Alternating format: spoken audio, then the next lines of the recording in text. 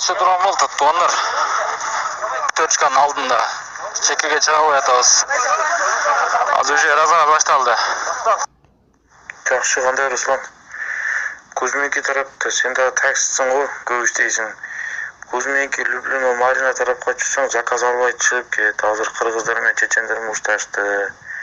Кыргыздар чечендерди уруп таштапты. Азыр кармаган такси кыргызды талкалап коюшу мүмкүн, машинасы менен коюшуп. Ошон үчүн бүт тааныган немелериңе жөнөтүп бер. Азыр мушташ болуп бүтүп, азыр тыркап барды, качты.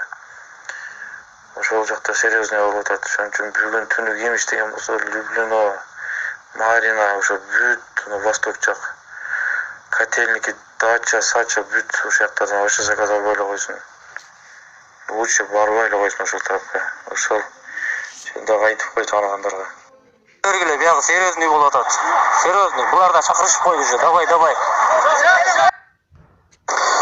Жигиттер, короче, мен азыр Казакстанда кетип атам, полный эки жактардан бери угуп турам.